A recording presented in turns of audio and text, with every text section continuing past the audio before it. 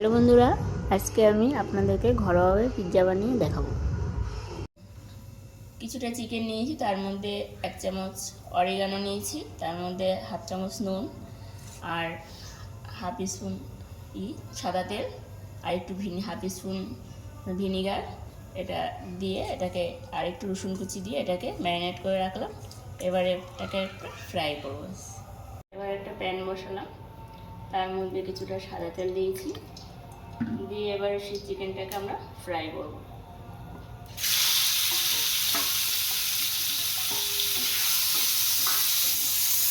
অল্প মিডিয়াম আঁচে কমিয়ে এটাকে আমরা একটু ভালো করে একটু ফ্রাই করে নেব। চিকেনটাকে পুরো ফ্রাই করার দরকার নেই, হালকা কালার আসলে আমরা এটাকে নামিয়ে নেব।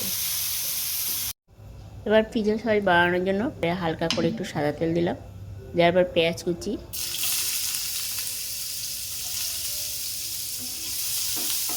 দিয়ে ওটা হালকা একটু ফ্রাই করে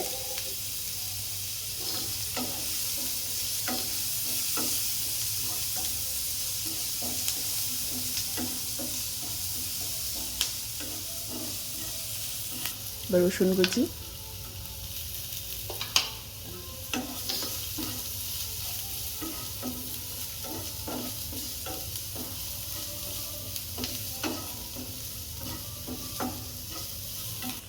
তারপর টমেটো সসটাকে দিয়ে দেবো।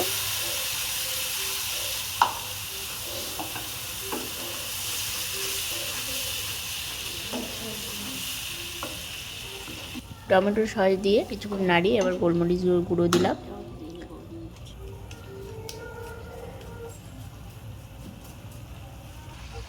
হালকা কালারের জন্য কাশ্মীর লঙ্কার গুঁড়ো, অরিগানো আর পরিমাণ মতো নুন দিয়ে এবার কিছুক্ষণ নাড়িয়ে যখন এর গন্ধটা চলে যাবে, কাঁচা গন্ধটা, তারপর হালকা একটু চিনি দিয়ে নামিয়ে নেব।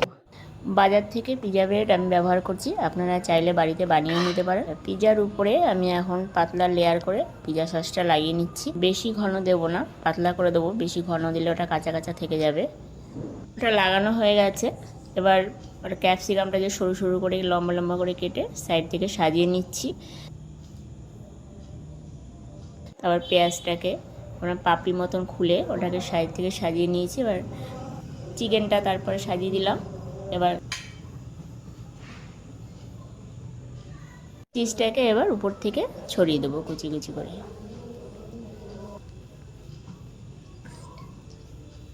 বন্ধুরা, তোমরা দেখতে পাচ্ছ আমার এটা তৈরি হয়ে গেছে।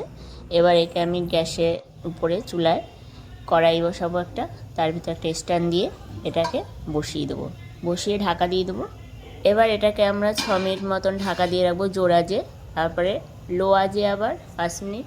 হ্যাঁ বন্ধুরা, এবার আমি ঢাকাটা খুলে নিয়েছি। তোমরা দেখো এটাকে কত সুন্দর লাগছে দেখতে, পুরো রেস্টুরেন্টের মতনই গন্ধ আসছে, দেখতেও সেরকমই লাগছে। তোমরা একবার বাড়িতে ট্রাই করে দেখো।